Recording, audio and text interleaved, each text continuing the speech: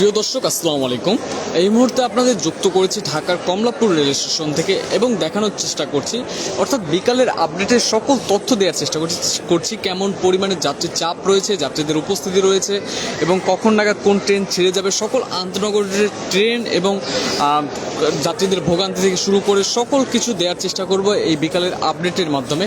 দর্শক, যদি আপনাদের শুরুতেই দেখায় যে আমি রয়েছি কমলাপুর রেল স্টেশনের প্রবেশদ্বারের পরবর্তীতে যে মূল ফটক রয়েছে, যেখান থেকে যে যার পছন্দ মতো যে যার ট্রেনটির গন্তব্যে যাওয়ার জন্য যে প্ল্যাটফর্মগুলো রয়েছে সেখানে সংযুক্ত হওয়া থাকে, সেই মূল ফটকে রয়েছে। ফটক থেকে দেখানোর চেষ্টা করছি সেখানে কি পরিমাণ যাত্রী রয়েছে, যাত্রীদের চাপ রয়েছে। যদি একটু দেখায় যে বিপুল সংখ্যক যাত্রী এই মুহূর্তে এই কমলাপুর রেল স্টেশনে রয়েছে এবং যাত্রীদের উপস্থিতি বেশ উল্লেখযোগ্য হারে বৃদ্ধি পেয়েছে। যদি বলি যে আজ সাপ্তাহিক ছুটির দিনে আমরা দেখেছি সকালের দিকে কিছুটা যাত্রী কম থাকলেও বেলা বাড়ার সাথে সাথে সেই যাত্রীর চাপ বৃদ্ধি পেতে শুরু করে এবং পাশাপাশি যদি দেখায় যে দর্শক, ঢাকার এই কমলাপুর রেল স্টেশন থেকে বিভিন্ন গন্তব্যে অর্থাৎ সকল আন্তনগর ট্রেনের সময়সূচি যদি আপনাদের একটু দেখানোর চেষ্টা করি।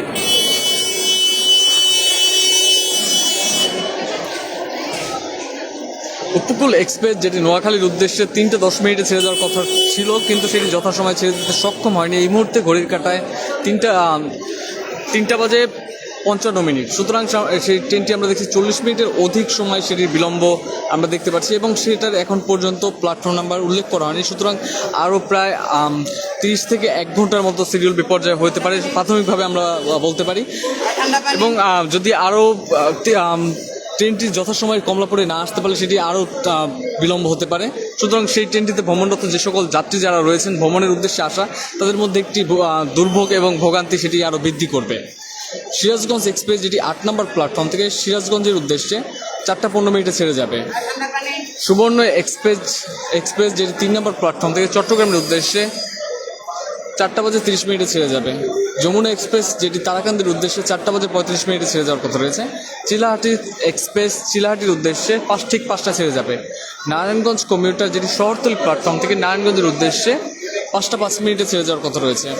তিতাস কমিউটার যেটি আখাউড়ার উদ্দেশ্যে 5টা বাজে 45 মিনিটে ছেড়ে যাওয়ার কথা রয়েছে। এখানে কয়েকটি প্ল্যাটফর্ম নাম্বার এখন পর্যন্ত দেওয়া হয়নি, যেটি যথাক্রমে দেওয়া হবে, কেননা সেই ট্রেনগুলো এখন পর্যন্ত কমলাপুরে আসতে সক্ষম হয়নি, যার ফলে এখন পর্যন্ত সেই প্ল্যাটফর্ম উল্লেখ করা হয়নি।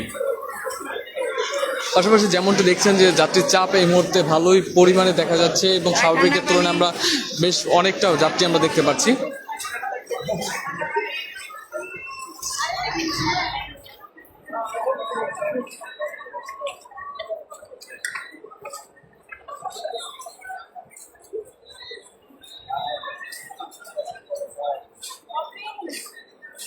দর্শক, যাত্রীদের সুবিধার্থে, যাত্রীদের মান উন্নয়নে, সেবার মান উন্নয়নে আপনাদের দেখাতে চাই যে যাতে যাত্রীরা নির্বিঘ্নে এবং নিরাপদে যেতে পারে, সেক্ষেত্রে বিভিন্ন সহায়তা কেন্দ্র রয়েছে। পাশেই রয়েছে RNB সহায়তা চৌকি, যেখানে রেলওয়ে যে RNB সদস্যরা যারা থাকে তারা এখানে যাত্রীদের সুবিধার্থে যে কোনো প্রয়োজনে বা যে কোনো শৃঙ্খলার সাথে তারা কাজ করে থাকেন। পাশাপাশি রয়েছে বাংলাদেশ তথ্য সেবা কেন্দ্র, যেখানে রেল ভিত্তিক যে সেবা রয়েছে, রেলের তথ্যের প্রয়োজনে যে কোনো প্রয়োজন, কোন ট্রেন কখন নাগাদ কোন প্ল্যাটফর্মে প্রবেশ করবে এবং কতটুকু বিলম্ব হতে পারে, সকল তথ্য ম্যানুয়ালি এখান থেকে দেওয়া হচ্ছে।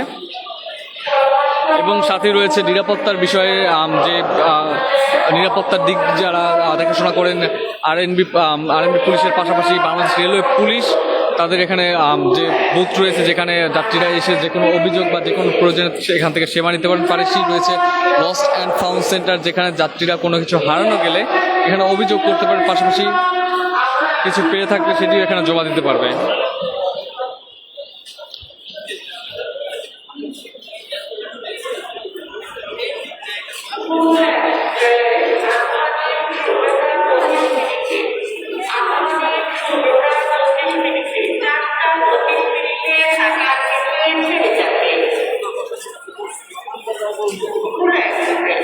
দর্শক, এই মুহূর্তে অ্যানাউন্সমেন্ট করা হলো যে উপকূল এক্সপ্রেস যে ট্রেনটি ইতিমধ্যেই 1 ঘন্টার মতো বিলম্বে চলছে, সেই ট্রেনটি আরও 30 মিনিটের মতো সময় লাগবে, সম্ভাব্য সময় লাগবে, সেটি ধারণা করে এই মুহূর্তে অ্যানাউন্সমেন্ট করা হলো, যাতে যাত্রীরা এই ট্রেনটির কিছুটা হলেও তথ্য পেতে পারে এবং তাদের যাতে বিরক্তির যে প্রভাবটা সেটি কিছুটা হলেও কমতে পারে। কেননা তারা একটা সুনির্দিষ্ট যখন সময় পায় যে এই ট্রেনটি এই সময় অনুযায়ী ছেড়ে যাবে, তখন তাদের মধ্যে একটি হলেও রিলিফ কাজ করে। কিন্তু যখন তারা দ্বিধাদ্বন্দ্বে থাকে যে কখন নাগাদ কোন ট্রেনটি কখন নাগাদ তাদের যে ট্রেনটি রয়েছে সেই বিষয়ে যদি কোনো তথ্যই না থাকে যে এবং বিলম্বে চলতে থাকে, সেক্ষেত্রে তাদের মধ্যে বিরক্তির ছাপ এবং যে একটি বিভ্রান্ত সৃষ্টি করে। সেক্ষেত্রে এই অ্যানাউন্সমেন্টের মাধ্যমে তাদের কিছুটা হলেও যে চিন্তামুক্ত করতে সক্ষম হয়। সুতরাং সেই উপকূল এক্সপ্রেস আরও 30 মিনিটের মতো বিলম্ব হতে পারে। ইতিমধ্যেই 1 ঘন্টার মতো চলছে।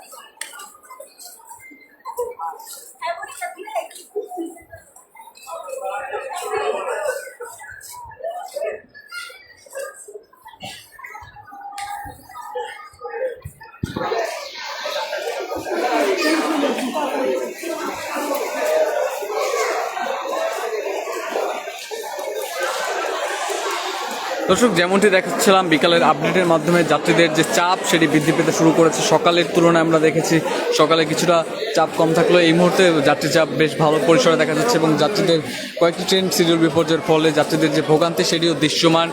এবং আপনাদের বলতে চাই যে আজ সাপ্তাহিক ছুটির দিনে এবং আজ যাত্রী চাপ আমরা গত সপ্তাহের ছুটির দিনের তুলনায় আজকে প্রায় দ্বিগুণ পরিমাণে দেখতে পাচ্ছি এবং অনেক যাত্রী সংখ্যক যারা রয়েছেন তারা তাদের ট্রেনটির অপেক্ষা করছেন। সকল চিত্রই আপনাদের দেখানোর চেষ্টা করেছিলাম রেল নিউজের বিকেলের লাইভের আপডেটে।